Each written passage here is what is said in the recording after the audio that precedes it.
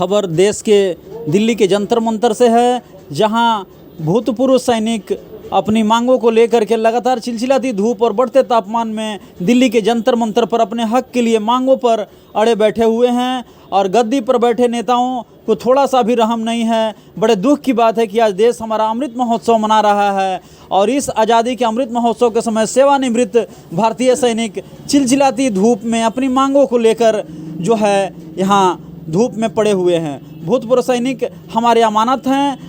सिर्फ कथनी और करनी में बड़ी अंतर भारतीय सेना की गाथा आज़ादी से लेकर आज तक रही है। भारतीय सेना युद्ध काल से लेकर शांति काल से खेल के मैदान में अपना परचम लहराने का काम किया है। हमारे माननीय भूतपूर्व सैनिक मिल्खा सिंह ने पाकिस्तान की धरती पर परचम लहराया था, जिसको देख करके पाकिस्तानियों ने मंत्रमुग्ध हो गए थे और कहा था कि भारत का एक सैनिक अगर इतना तेज दौड़ सकता है तो सारे सैनिक इसके पीछे दौड़ना शुरू कर दिया। तो आज हमारी स्थिति क्या होगा। नीरज चोपड़ा ने ओलंपिक में परचम लहराया, सातवीं यूएन मिशन में चाहे सोमालिया की बात हो चाहे कांगो की बात हो, भारतीय सैनिकों ने देश का नाम लगातार ऊंचा ही किया है। भारतीय सैनिक की वजह से आज बहुत से लोग समाज में कहते हैं कि 56 इंच का सीना, और 56 इंच का सीना आपका नहीं है। माननीय 56 इंच का सीना उन सैनिकों का है जिन्होंने विश्व में अपने देश के लिए नाम कमाया है और देश में मर मिटने के लिए तैयार हैं। अपने देश में बाढ़, भूकंप, किसी भी स्थिति से निपटने के लिए हमेशा अपनी जान की बाजी लगाकर उसकी परवाह नहीं करते हैं और उसमें कूद पड़ते हैं और उसमें 100% कामयाब भी होते हैं, जिससे देश के सैनिकों के चलते आज देश हमारा सुखी है, वहाँ का राजा सुखी है। पर इस लोकतंत्र के सारे राजा और मंत्री बॉर्डर इलाकों में केवल फ़ोटो खिंचवाते हैं।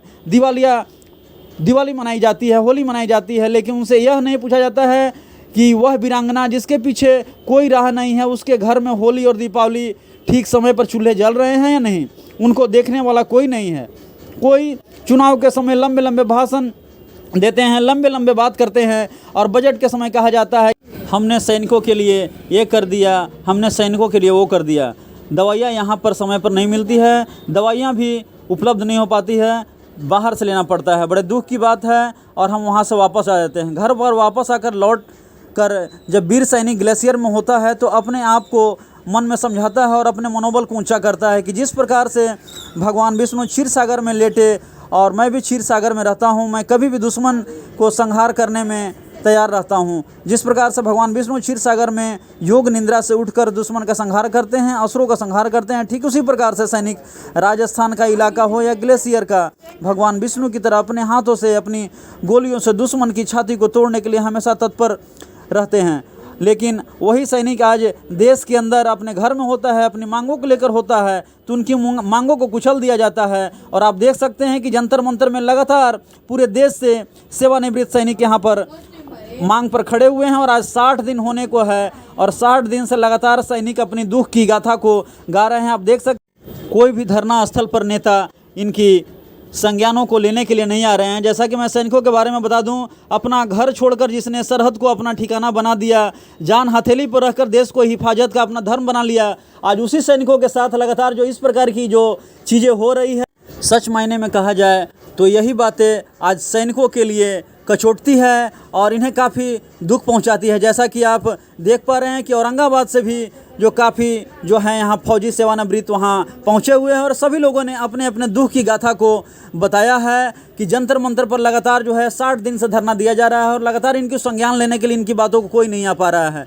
और आज यही स्थिति रही तो ये लोग उग्र आंदोलन करने को विवश हो जाएंगे और सरकार भी इसमें सख्ते पर आ जाएगी। सरकार जल्द ही इनकी मांगों को सोचे, नहीं तो पूरा सेवानिवृत्त की जो ये टोली है ये कहीं ना कहीं सरकार के ऊपर जो है वो हावी हो जाएगी और सरकार को समय रहते यह कदम उठाना पड़ेगा, तभी भला। तो यह प्रसारण आपको कैसा लगा, अपना कमेंट अवश्य बताएं। धन्यवाद, मिलते हैं अगले प्रसारण में।